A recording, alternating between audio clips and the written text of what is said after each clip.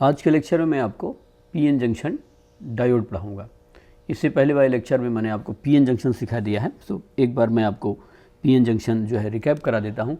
PN junction और PN junction diode दोनों different बातें हैं। पीएन जंक्शन तो वो मटेरियल के अंदर बनने वाला जंक्शन है, और जो डिवाइस बनती है, जो इस तरह का जो हमारे पास डिवाइस बन गई जिसको हम आगे सर्किट में कनेक्ट करेंगे, उसको हम डायोड बोलते हैं, पीएन जंक्शन डायोड। सो अब मैंने आपको क्या सिखाया था कि यदि हम एक सिंगल सिलिकॉन का वेफर ले लें, सिंगल एकदम एक ही सिंगल पीस होनी चाहिए, और उसमें दो ऐसे रीजन बनाएं कि एक तरफ ट्राइवेलेंट इम्प्योरिटी मिला दें और एक तरफ पेंटावेलेंट इम्प्योरिटी मिला दें। जंक्शन के दोनों तरफ एक जो है डिप्लीशन रीजन क्रिएट हो जाएगी because of diffusion of charge. तो एन साइड में यहाँ पॉजिटिव चार्ज आ जाएगा, तो इस साइड तो इधर पॉजिटिव चार्ज आ गया, और इधर की तरफ क्या आ गया, निगेटिव चार्ज आ गया, ये निगेटिव चार्ज आ गया। और यहाँ पर ये जो रीजन क्रिएट हुआ that is known as depletion region या डिप्लीशन लेयर है। तो इस तरीके से यहाँ पर ये डिप्लीशन लेयर बन गया। डिप्लीशन लेयर नाम क्यों रखा था, ये मैंने बताया था कि यहाँ पर कोई भी चार्ज कैरियर नहीं है। क्यों चार्ज कैरियर नहीं है, इधर से इलेक्ट्रॉन उठ करके जब यहाँ आया तो होल से कंबाइन कर गया, और जब भी एक इलेक्ट्रॉन एक होल से कंबाइन करेगा तो परमानेंट एक केमिकल बॉन्ड बना देगा। सो इस रीजन में, डिप्लीशन रीजन में कोई भी फ्री चार्ज नहीं है। तो there are no free charge carrier. तो वहाँ पर जो है फ्री चार्ज कैरियर मौजूद नहीं है, फ्री चार्ज कैरियर नहीं, इसलिए इस लेयर का नाम क्या रखा गया, डिप्लीशन लेयर रखा गया।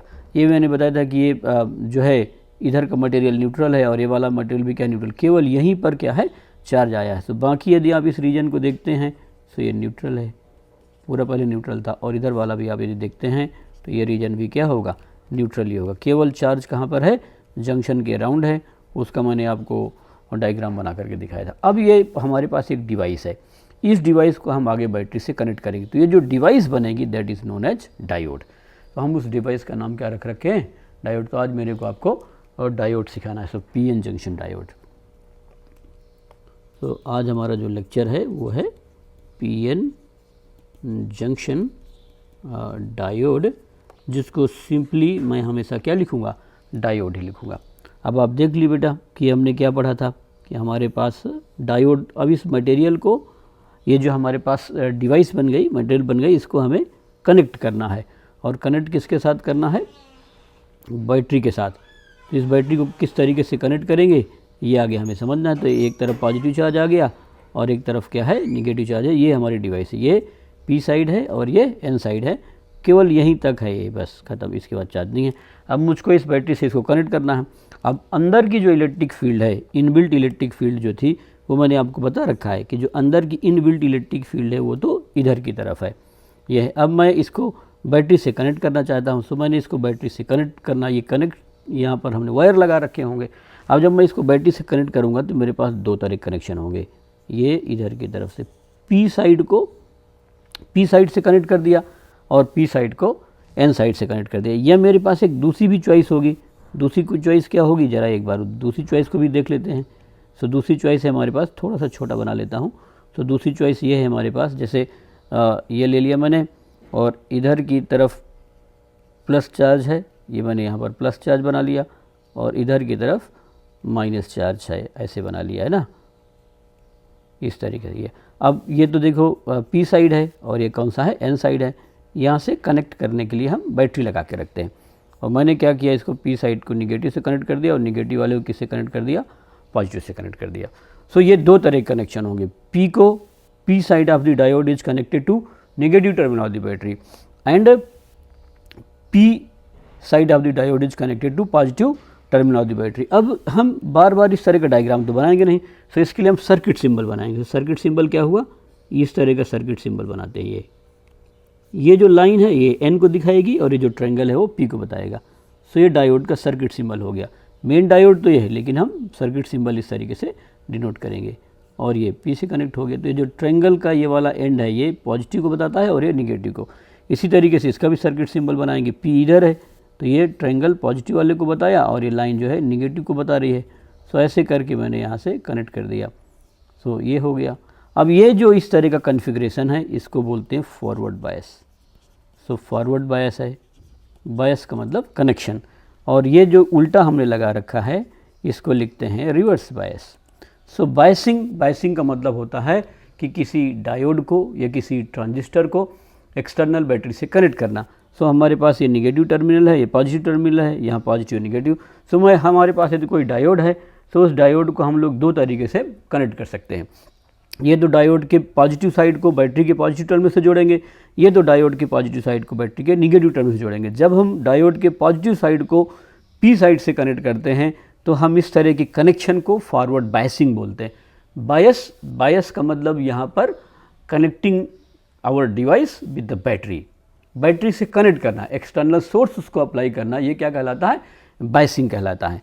और यदि हमने उल्टा कर दिया, पी साइड को बैटरी के निगेटिव से कनेक्ट कर दिया और निगेटिव को बैटरी के पॉजिटिव से कनेक्ट कर दिया, तो कहलाता है वो रिवर्स बायस। अब बड़ी ध्यान देने वाली बात है बेटा कि जैसे मैंने बैटरी लगाया तो ये बैटरी का हाई पोटेंशियल, तो ये इलेक्ट्रिक फील्ड अंदर क्रिएट करेगी, तो बैटरी की इलेक्ट्रिक फील्ड इधर की तरफ है, this is external electric field. ये बैटरी का इधर की प्लस है, तो ये जो है एक्सटर्नल इलेक्ट्रिक फील्ड, तो ये एक्सटर्नल इलेक्ट्रिक फील्ड है। और यहाँ पर अपने को पता है कि ये इंटरनल इलेक्ट्रिक फील्ड है। सो आप देखिए फॉरवर्ड बायस में जो हम बाहर से बैटरी जो इलेक्ट्रिक फील्ड अप्लाई करेगी वो हमारी इंटरनल इलेक्ट्रिक फील्ड के अपोजिट है।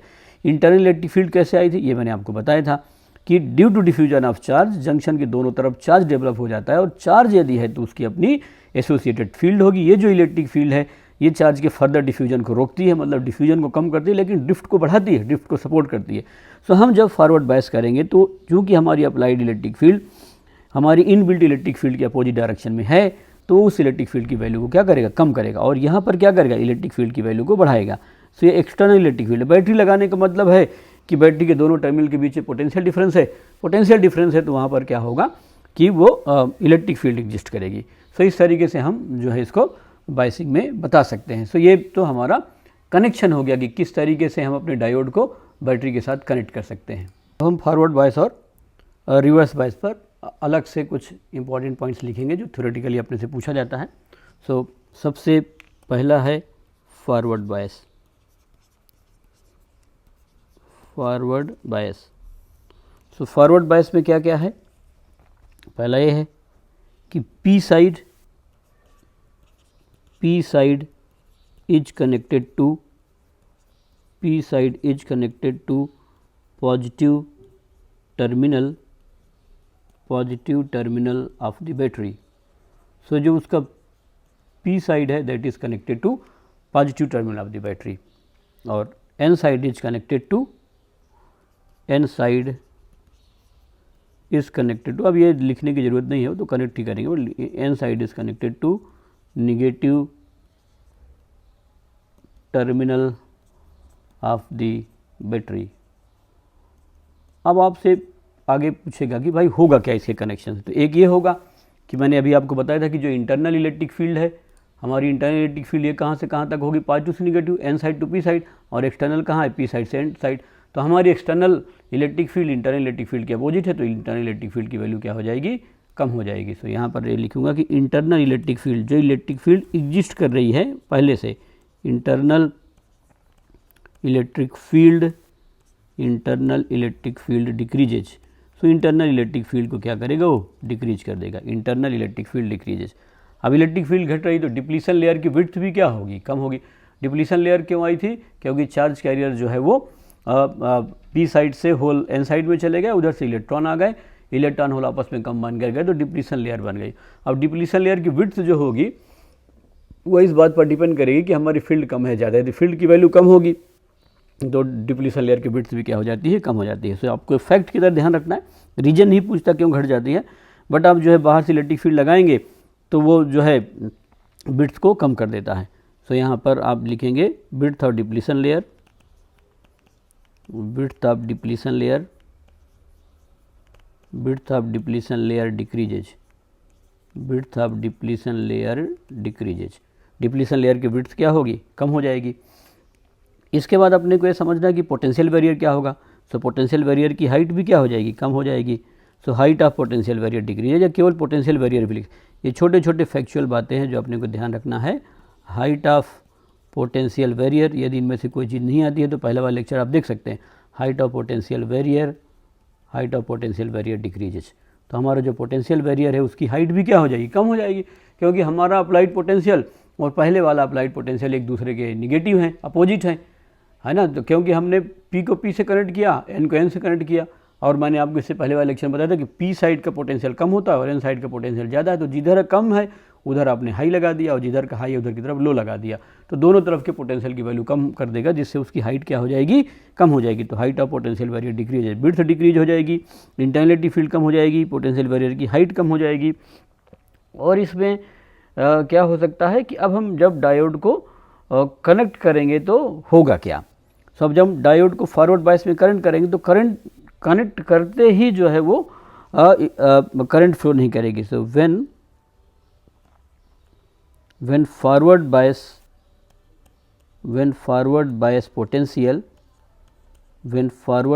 potential is increased, धीरे धीरे आप जो है is increased या is gradually increased, when forward bias potential is increased then up to certain potential,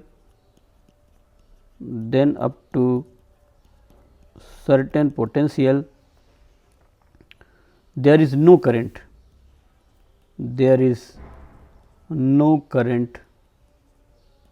in the circuit। ऐसा नहीं है कि आप जो है पोटेंशियल लगाएंगे तुरंत ही करंट फ्लो होने लगेगा। आप जैसे जैसे पोटेंशियल बढ़ाते रहेंगे कुछ देर तक करंट फ्लो नहीं करेगी। क्यों? क्योंकि मैंने आपको बताया था कि इक्विलिब्रियम में डिफ्यूजन करंट और ड्रिफ्ट करंट दोनों की वैल्यू क्या होती है, बराबर होती है। सो नेट करंट वहाँ पर जीरो है। तो there is certain potential, there is no current in the circuit as potential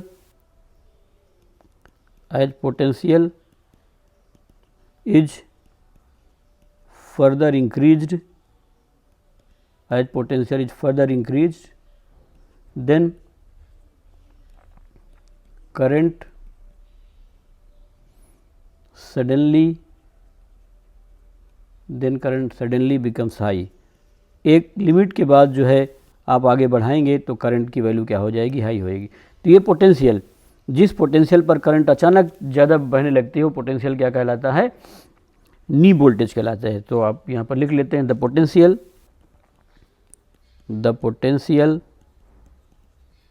at which current suddenly increases is called knee voltage, NEE knee voltage, ये नी वोल्टेज कहलाता है। ये कुछ राइटर इसको कॉन्टैक्ट पोटेंशियल कहते हैं, आर कॉन्टैक्ट पोटेंशियल। सो हुआ क्या, अभी मैं डायग्राम बना के आपको सब समझाऊंगा। हुआ क्या इसमें कि जब हम फॉरवर्ड बायस कंडीशन में, फॉरवर्ड बायस कंडीशन है जैसे मेरे पास यहाँ पर, ये हम यहाँ पर ले रहे हैं फॉरवर्ड बायस कंडीशन में, जैसे मैंने आपको पी साइड को पीछे किया तो इसने इधर की तरफ इलेक्ट्रिक फील्ड लगा दिया। इलेक्ट्रिक फील्ड लगाएगा तो इलेक्ट्रिक फील्ड जो है होल को इधर मूव कराने की कोशिश करेंगे और इलेक्ट्रॉन को इधर मूव कराने की कोशिश करेंगे। और क्योंकि ये इलेक्ट्रिक फील्ड के अपोजिट डायरेक्शन में है तो इंटरनल इलेक्ट्रिक फील्ड घट गई, जिसकी वजह से ये वाली विड्थ भी क्या हो जाएगी, कम हो जाएगी। तो डिप्लीशन लेयर की विड्थ कम हो गई, इलेक्ट्रिक फील्ड की वैल्यू कम हो गई और पोटेंशियल बैरियर की हाइट कम हो गई, ये पूछता है। और इसमें वो सारी चीज़ें क्या हो जाएंगी, बढ़ जाएंगी। अब हम जब इसमें बैटरी इसके वोल्टेज को बढ़ाते जाएंगे, तो हम जब वोल्टेज को बढ़ाते जाएंगे तो करंट तुरंत नहीं बढ़ेगी। अभी मैं डायग्राम बना के समझाऊँ क्यों नहीं बढ़ेगी। क्योंकि कुछ टाइम तक जब तक कि वो उसको क्रॉस नहीं कर जाएगी, इसकी वैल्यू को जहाँ तक अपोज कर रहा है वहाँ तक अचानक हमारी करंट की वैल्यू नहीं बढ़ सकती है। ये मैंने आपको बताया था कि जब हम किसी बैटरी से कनेक्ट नहीं कर रखे हैं तो डिफ्यूजन करंट और ड्रिफ्ट करंट की वैल्यू क्या होती है, सेम होती है। हमारी एक्सटर्नल इलेक्ट्रिक फील्ड डिफ्यूजन को कंट्रोल नहीं कर सकती है, तो डिफ्यूजन की वैल्यू में तो कोई चेंज आएगा नहीं, वो ड्रिफ्ट की वैल्यू कम करेगा। जब ड्रिफ्ट की वैल्यू जो है कम हो जाएगी और डिफ्यूजन पहले से उतनी है तो वो गैप के कारण करंट बढ़ेगी और एक टाइम पे ऐसा आएगा जब सडनली करंट की वैल्यू बढ़ जाएगी। अभी हम आगे देखते हैं कि इसको कैसे लिखेंगे कि सडन करंट जो इंक्रीज हो रही है उसको कैसे समझा जा सकता है। तरीके से रिवर्स बायस के भी कुछ पॉइंट लिखेंगे।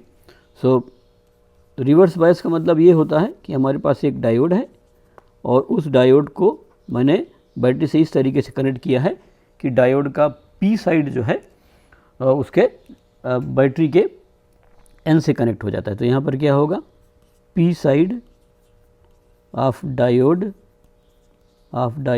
is connected to negative terminal, and N side of diode and N side of diode is connected to positive terminal.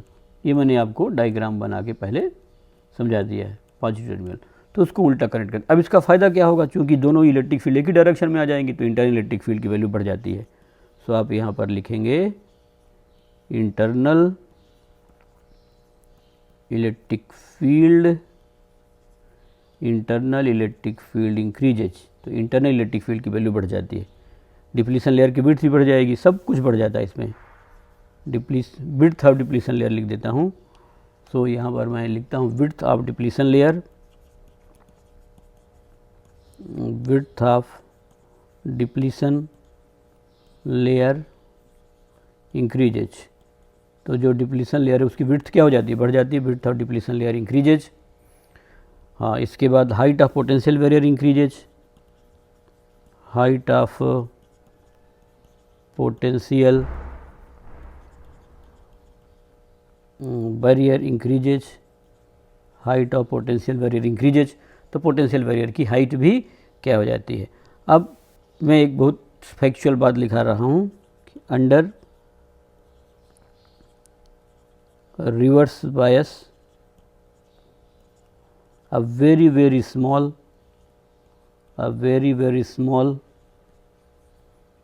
current flows in the circuit,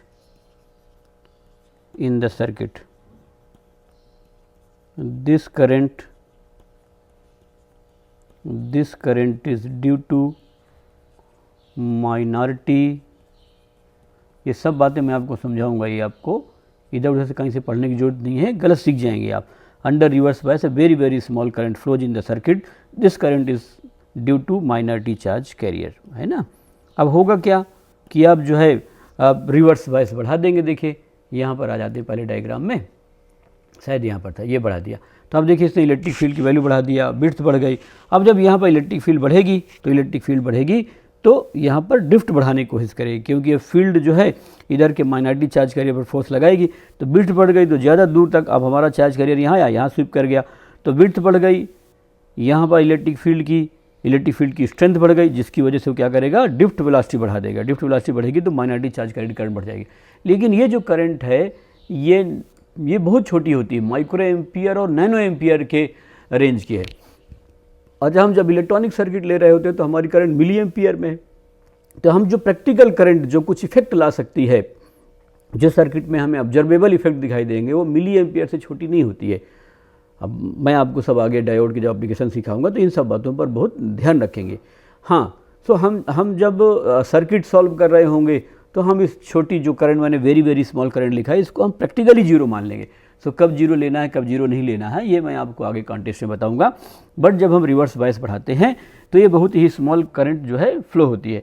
अब क्या होगा कि हम जब बढ़ाएंगे, जब हम थोड़ा रिवर्स बायस कंडीशन बढ़ाना चालू करेंगे, तो when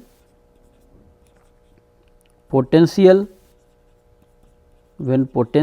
in reverse bias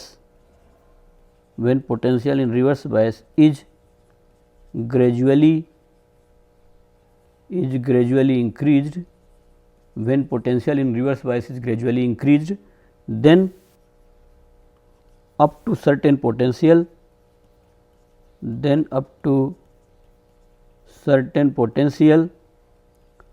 current is almost constant, बहुत ज़्यादा नहीं बढ़ेगी, current is almost constant. But after certain potential current suddenly becomes very high, बहुत ज़्यादा बढ़ जाएगी।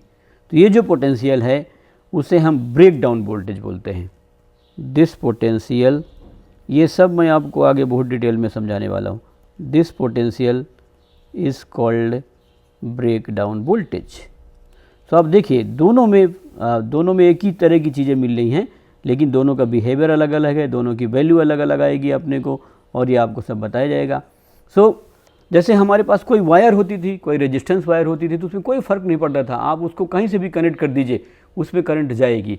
चाहे आप उसका एक साइड पॉजिटिव से कनेक्ट करिए, उसको पलट के निगेटिव से कनेक्ट करिए, तो यदि आप एक वायर कनेक्ट करेंगे तो वो तो करंट फ्लो करेगा, उससे कोई फ़र्क नहीं पड़ेगा। जैसे वायर का मतलब रेजिस्टेंस है ना, जैसे मैंने आपको यहाँ पर रेजिस्टेंस ले लिया और फिर मैंने इसको बैटरी से ऐसे कनेक्ट कर दिया है ना, ये जैसे मान लो इसका ए मान लूँ और इसको बी मान लूँ, तो भी निश्चित रूप से करंट जाएगी ही जाएगी। और मैं इसको पलट देता हूँ, पलट करके ये ए इधर ही रखा, बी इधर ही रखा और बैटरी को यहाँ निगेटिव कर दिया और यहाँ पॉजिटिव कर दिया, तो भी करंट जाएगी। हाँ, यह जरूर बात है, करंट पलट जाएगी, लेकिन उसमें कोई फ़र्क नहीं पड़ेगा। यदि यहाँ V है और ये रेजिस्टेंस R है, या V है और ये रेजिस्टेंस R है, तो ये जो I की वैल्यू होगी वो V/R होगी। यहाँ पर भी I की वैल्यू क्या होगी, V/R होगी। तो इसको पलट देने के लगा देने से कोई फ़र्क नहीं पड़ेगा। लेकिन जब हम डायोड को इस तरीके से सर्किट में कनेक्ट करते हैं, तो डायोड एक डायरेक्शन में करंट तो फ्लो कराएगा, लेकिन उसके रिवर्स डायरेक्शन में करंट को फ्लो नहीं कराएगा। तो जब डायोड फॉरवर्ड बायस कंडीशन में है तो सर्किट में करंट फ्लो करेगी। फॉरवर्ड बायस कंडीशन मैंने आपको बताया क्या होती है। तो जब हमारा डायोड फॉरवर्ड बायस कंडीशन में है, ये वाला कंडीशन है, तो सर्किट में करंट होगी। और लेकिन जब वो रिवर्स बायस कंडीशन में है तो करंट नहीं होगी। नहीं होगी का मतलब वो जो करंट यदि आप लिखना चाहते हैं कि नहीं, तो माइक्रो एम्पियर, नैनो एम्पियर या पिको एम्पियर की रेंज की तो होगी। लेकिन हम जब बैटरी लगाते हैं यहाँ पर तो कुछ वोल्ट में लगाते हैं, सर्किट का जो रेजिस्टेंस आएगा वो कुछ किलो ओम में आएगा। मिली एम्पियर तक की करंट जो है हमें इलेक्ट्रॉनिक सर्किट में यूजफुल होती है। यदि हम मिली एम्पियर की करंट के साथ अंदर की जो माइनॉरिटी चार्ज कैरियर की करंट है उसको सुपर इम्पोज करना चाहें तो उसका इफेक्ट नहीं आएगा।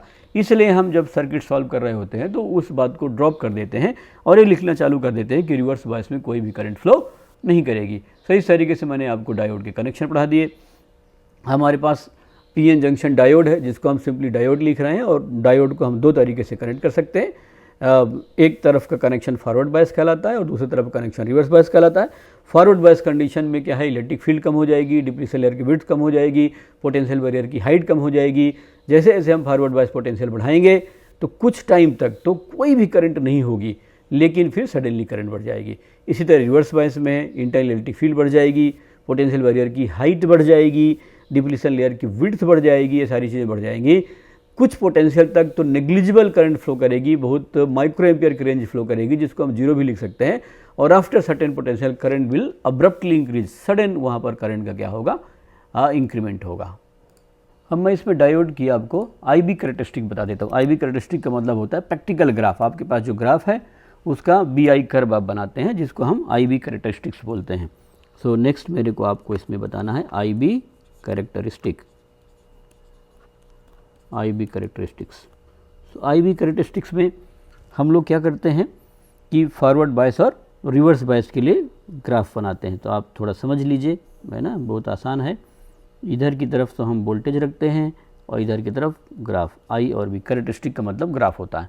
ये मैं फॉरवर्ड बायस के लिए बनाना चाहता हूँ। देखिए बेटा, फॉरवर्ड बायस में मैंने आपको क्या समझाया था कि हम डायोड को इस तरीके से कनेक्ट कर लेते हैं, पॉजिटिव को पॉजिटिव साइड से और निगेटिव को निगेटिव साइड से। फिर मैंने आपको नी वोल्टेज बताया था। यहाँ पर यदि मैं नी वोल्टेज को B0 सिंबल से लिखता हूँ तो नी वोल्टेज होता है 0.3 वोल्ट जर्मेनियम के लिए, एंड नी वोल्टेज होता है 0.7 वोल्ट फॉर सिलिकॉन। ये ध्यान रखना पड़ेगा अपने को। और इधर की तरफ हम रिवर्स बायस में कनेक्ट करते हैं। रिवर्स बायस में क्या बताया था कि यदि हमारे पास ये डायोड है इस तरीके से, और इधर की तरफ मैं निगेटिव से कनेक्ट कर दिया और इसको मैंने पॉजिटिव से कनेक्ट कर दिया, तो रिवर्स बायस हो गया। रिवर्स बायस में ब्रेक डाउन वोल्टेज होता है। यहाँ पर मैं लिखूँगा VV is equal to breakdown voltage, it is a breakdown voltage. और यहाँ पर V0 जो है वो V0 कौन सा है, नी वोल्टेज है। ये दोनों में बता दिया था कि दोनों वो वोल्टेज है जहाँ पर करंट की वैल्यू अचानक क्या होती है, बढ़ जाती है। अब मैंने क्या बताया था कि जब फॉरवर्ड बायस आप धीरे धीरे बढ़ाएंगे तो कुछ दूर तक कोई करंट नहीं मिलेगी, तो करंट की वैल्यू क्या हुई, जीरो, फिर सडनली इसकी वैल्यू बढ़ेगी। This current is exponentially rising. इसका जो है वो कर्व कैसा है, एक्सपोनेंशियल है। ये फार्मूला मैं आपको आगे लिखा दूंगा, फार्मूला हमारे सिलेबस में नहीं है। तो देखिए यहाँ तक कुछ करंट नहीं बढ़ी, यहाँ से बढ़ना चालू हुई है अचानक, तो ये जो जहाँ से बढ़ना चालू हुई वो क्या कहलाता है, नी वोल्टेज कहलाता है। तो V0 is the knee voltage. इधर की तरफ क्या होगा, रिवर्स बायस पर बहुत थोड़ी सी करंट फ्लो होगी, तो ये इस तरह लगभग कांस्टेंट होगी। फिर ये मैं ब्रेक डाउन वोल्टेज पर पहुंचूंगा और ये सडन बढ़ जाएगी। ये एक्सपोनेंशियल नहीं, एकदम सडन सीधा ग्राफ है। तो बढ़ जाएगी। तो ये जो वोल्टेज है ब्रेक डाउन वोल्टेज का है। अब देखो बेटा, मैंने आपको बताया था कि ये करंट और इस करंट में अंतर बहुत ज़्यादा है, ये माइक्रो एम्पियर की है। तो यदि आप एक ही ग्राफ में दिखाना चाहते हैं तो इसका स्केल माइक्रो एम्पियर है, और यदि आप इधर वाला लेना चाहते हैं तो इसका स्केल मिली एम्पियर है। सो हमने एक ग्राफ को दो पार्ट में बना रखा है ना। इधर की वैल्यू मिली एम्पियर है, 2 milli ampere, 3 ampere, 10 milli ampere, 100 milli ampere, और ये माइक्रो एम्पियर है, 0.1, 0.2 micro ampere, 1 micro ampere, 10 micro ampere, और फिर यहाँ की तरफ अचानक बढ़ गया। अब आगे चल करके मैं दोनों पार्ट में आपको न्यूमेरिकल करना सिखाऊंगा। सो मैंने आज आपको डायोड के एकदम बेसिक बातें सिखा दिया। सो ये डायोड के को मैंने 2 लेक्चर में लिया, डायोड की बेसिक्स को। एक तो मैंने पीएन जंक्शन सिखा दिया था, वो लेक्चर आप बार बार सुन सकते हैं, समझ सकते हैं। थोड़ा सा टेक्निकल लेक्चर है वो, कोई बहुत कठिन नहीं था।